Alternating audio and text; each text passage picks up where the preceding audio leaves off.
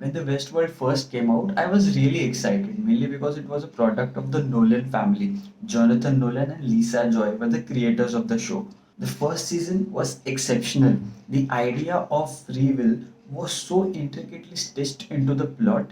We were all in that maze, trying to find our way to the center, never being able to guess what was going on.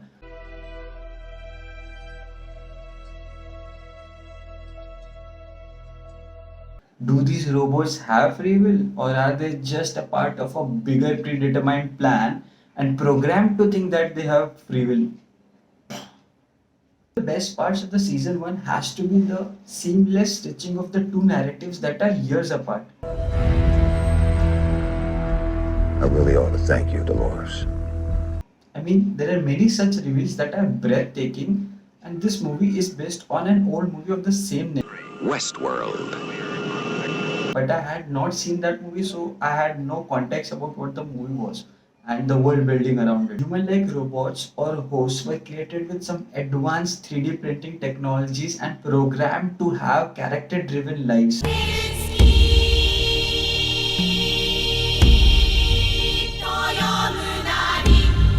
Westworld with these hosts kind of represents a theme park for the rich to get their rocks off. Worlds where you can live out your every fantasy.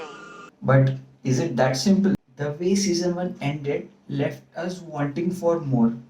Then came the season 2, which had its highs and kind of great reveals, but at this stage, the show had become so complicated for the viewers to keep up. I mean, I couldn't tell where the story was heading or in which part of the Westworld the events were happening and everything in between.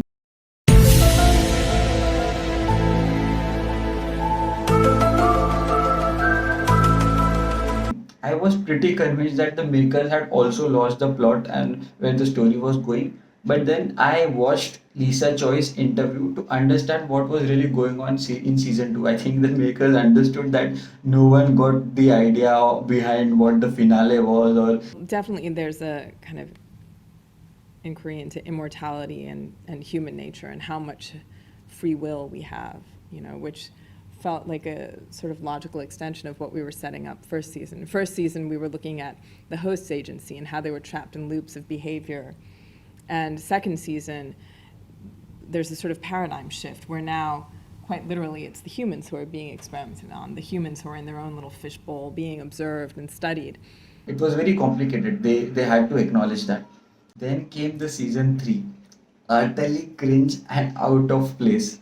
I had not expected the show to dip so low. I mean, it felt like a B grade action movie with all the action sequences but mindless, completely mindless. No! Impossible! They're ruining everything!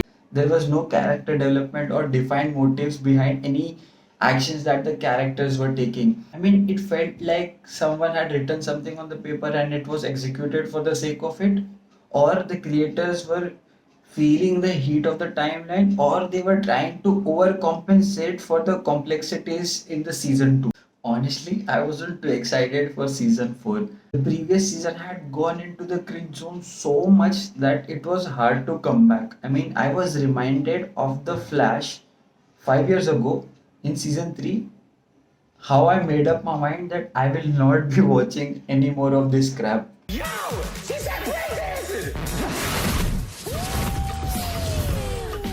But I think I was willing to give Westworld another chance, mainly because the story is so complex that you have to cut some slack for the creators if they stray a bit now and then. I think if there was a God, he would have given up on us long ago. If this season turns out to be crap, this would be the end of our relationship. Before tuning into the season 4 episode 1, I was really hoping that the creators kind of find that balance of technology, narrative complexity, and character motives. Something that they neatly pulled off in season 1. Then I watched the first episode of season 4 and I wasn't disappointed. It felt like the Westworld is kind of on its way to pulling off a marvelous turn of events.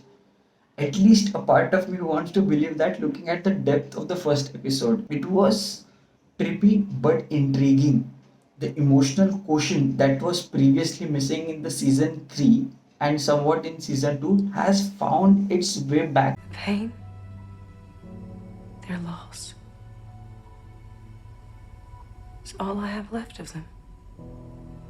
Now I have high hopes for the rest of the season and I'm keeping my fingers crossed.